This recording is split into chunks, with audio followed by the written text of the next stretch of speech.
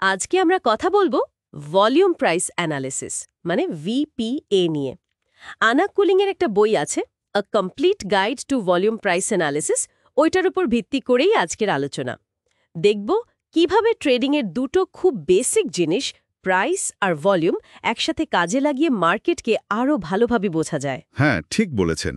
দেখুন, ব্যাপারটা হলো শুধু প্রাইস দেখলে অনেক সময় পুরো ছবিটা পাওয়া যায় না, কিন্তু ভলিউম যখন সাথে আসে তখন বোঝা যায় মার্কেটের ভেতরের শক্তিটা কেমন, মানে প্রাইসের মুভমেন্টটা আসল নাকি নকল। হুম। এই ভিপিএ দিয়ে আসলে বাজারের যারা বড় খেলোয়াড় মানে স্মার্ট মানি, তাদের অ্যাক্টিভিটি ট্র্যাক করার চেষ্টা করা হয়। মানে ধরুন প্রাতিষ্ঠানিক বিনিয়োগকারী বা অভিজ্ঞ ট্রেডাররা, চার্লস ডাও, জেসি লিভারমোর বা ধরুন রিচার্ড ওয়াইকফ, এরা সবাই কিন্তু এই প্রাইস ভলিউমের সম্পর্কটাকেই খুব গুরুত্ব দিতেন।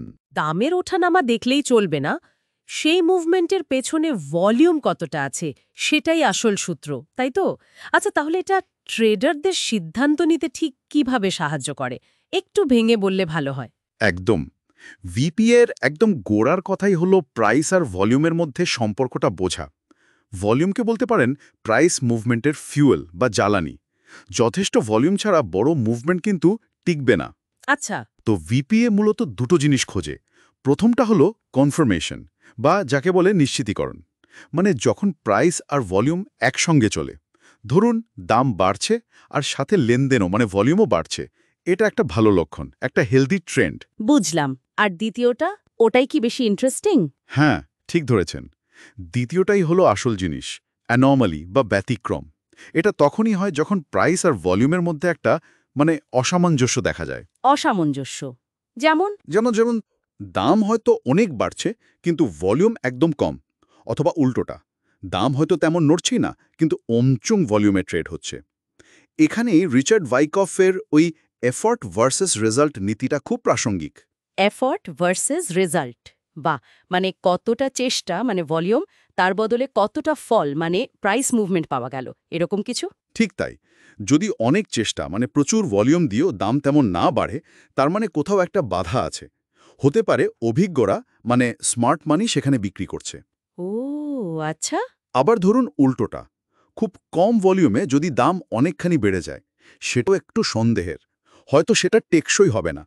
এই ব্যতিক্রমগুলি হলো বাজারের সম্ভাব্য টার্নিং পয়েন্টের মানে আগাম সতর্কবার্তা। দারুণ তো।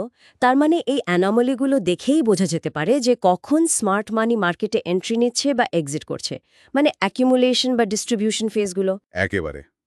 ভিপিএ এই অ্যাকিউমুলেশন মানে যখন কম দামে অভিজ্ঞরা আস্তে আস্তে শেয়ার কেনে, আর ডিস্ট্রিবিউশন মানে যখন বেশি দামে তারা বিক্রি করে, এই পর্যায়গুলো ধরতে সাহায্য করে। কিভাবে? ধরুন দাম কমের দিকে, কিন্তু হঠাৎ করে অমচম ভলিউম দেখা গেল, অথচ দাম আর পড়ছে না, এটা একটা অ্যাকিউমুলেশনের সিগন্যাল হতে পারে, মানে কেউ হয়তো সাপ্লাই শুষে নিচ্ছে। হুম। আবার উল্টো দিকে, ধরুন দাম বাড়তে বাড়তে একটা জায়গায় এসে প্রচুর ভলিউমে ট্রেড হলো, কিন্তু দাম আর উপরে যেতে পারছে না, এটা ডিস্ট্রিবিউশনের ইঙ্গিত হতে পারে, মানে স্মার্ট মানি হয়তো প্রফিট বুক করছে। সেলিং ক্লাইম্যাক্স বা বাইং ক্লাইম্যাক্স বলতে যা বোঝায়। হ্যাঁ, অনেকটা সেরকমই। এই ক্লাইম্যাক্সগুলো হলো ওই অ্যাকিউমুলেশন বা ডিস্ট্রিবিউশন ফেজের চূড়ান্ত মুহূর্ত। প্রায়ই দেখা যায় এগুলোর পরেই মার্কেটের ট্রেন্ড পাল্টে যায়। আসলে ভলিউম তো লুকানো যায় না, তাই না? এটাই ভেতরের খবরটা অনেকটা ফাঁস করে দেয়। বাহ! তাহলে এই পুরো ব্যাপারটা সাধারণ ট্রেডার বা বিনিয়োগকারীদের জন্য কতটা কাজের? এর মূল সুবিধাটা কি? দেখুন, ট্রেডিংয়ে সবচেয়ে বড় চ্যালেঞ্জ হলো ইমোশন কন্ট্রোল করা। ভিপিএ একটা লজিক্যাল ফ্রেমওয়ার্ক দেয়। যখন আপনি শুধু প্রাইস না দেখে ভলিউমের সাথে মিলিয়ে দেখছেন, তখন মার্কেটের ভেতরের ডাইনামিক্সটা ধরতে পারছেন। ঠিক। তখন আর শুধু আন্দাজে ট্রেড করতে হয় না, তথ্যের ভিত্তিতে সিদ্ধান্ত নেওয়া যায়। এতে কনফিডেন্স বাড়ে, আর ট্রেডিংয়ের যে স্ট্রেস সেটাও অনেকটা কমে। আর এটা শুধু স্টক মার্কেটের জন্য নয়, কিন্তু ফরেক্স, কমোডিটি, ক্রিপ্টো, যে কোনো মার্কেট, যে কোনো টাইম ফ্রেমে এটা ব্যবহার করা যেতে পারে।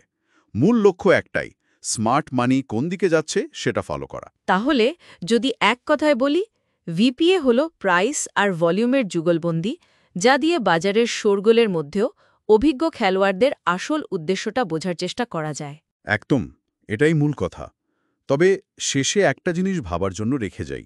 ভিপিএ তো মূলত মার্কেটের অভিজ্ঞ খেলোয়াড় বা ইনসাইডারদের ট্র্যাক করার চেষ্টা করে, কিন্তু আজকের দিনে মার্কেট এত দ্রুত, অ্যালগো ট্রেডিংয়ের প্রভাব এত বেশি, তথ্যের প্রবাহ অনেক বেড়ে গেছে। এই পরিস্থিতিতে দাঁড়িয়ে ভিপি এর কার্যকারিতা কি আগের মতোই আছে, নাকি এর সামনে নতুন কোনো চ্যালেঞ্জ এসেছে? এটা নিয়ে কিন্তু ভাবা যেতে পারে। সত্যিই ভাবার বিষয়।